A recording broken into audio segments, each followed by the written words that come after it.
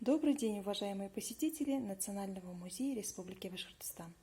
Сегодня мы для вас подготовили мастер-класс по изготовлению янцык. Янцык с башкирского – это кисет, в котором в старину хранили монеты, порох, табак, а также травы родной земли.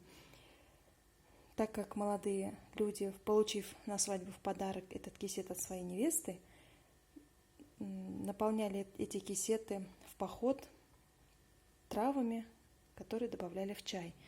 Конечно же, вдыхая этот аромат, они с радостью вспоминали свою родную землю. Для изготовления кисета вам пригодится ткань. Я беру бархатную ткань 30 см в длину, в ширину 11 см. По краям оставляем по сантиметру, с верхнего края оставляем по 2 см, для того, чтобы мы прошили кармашек и пропустили через него шнурок. Вышивки бывают разные. Вышивки изготавливались как ковровым швом, тамбурным швом и двойным тамбуром. Бывали и гладью. И, конечно же, на кисетах орнаменты были только растительные. И мы берем за основу традиционный растительный орнамент, который мы увидим во всех кисетах, и не только кисетах, во всех ручных работах башкирских красавиц XIX-XVIII века. Мы увидим вот такие узоры. Эти узоры также используются на платочках, на варежках, вышитые невестой, а также на ленте по перетягиванию белья разными нитками. Вот сейчас я вам покажу обычный тамбурный шов. Тамбурный шов, конечно, традиционно по сей день используют в Белокотайском районе Республики Башкортостан. Они, конечно, используют крючок специальный для тамбурного шва. Но мы с вами можем сделать этот шов иголкой.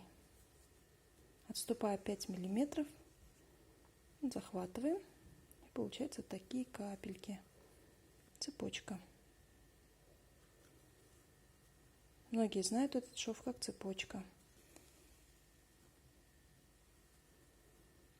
Таким образом, вокруг рисунка мы прошиваем границу.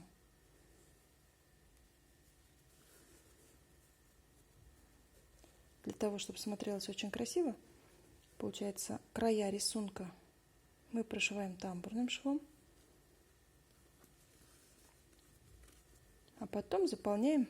Кому нравится тамбурный шов и кажется проще, можно тамбурным швом заполнить узор, а можно заполнить двойным тамбуром. А также можно заполнить и ковровым швом. Кто умеет гладью, можно и гладью. Но обязательно нам нужно запомнить, что здесь заполняем мы разными цветами. Нитки берем шерстяные, можем брать мулине. И обязательно разноцветные ниточки. Тогда на темном фоне получаются очень живописные рисунки. Желтые можно наверху оставить и на вот эти края. Вот примерно так получается у нас кисет. В дальнейшем можно дальше, как вы сделали вышивку полностью, заполнили рисунок, вы можете на обратной стороне также начать вышивать еще один рисунок, который вам понравится на картинке. Также прошиваете, заполняете и с двух сторон делаете вот такой кармашек. Как только кармашек прошиваете, вдеваете туда шнурок. Можете оставить сразу шнурок. Все это можно шить и вручную, без швейной машинки. Потом соединяете края, но нельзя прошивать вот эту часть. И остается у нас вот такой шнурок. Дотягиваете, и у вас получается кисет. с кисточками. А кисточки из давних времен у нас несет функцию оберега. Вот так. Спасибо за внимание. Всего доброго.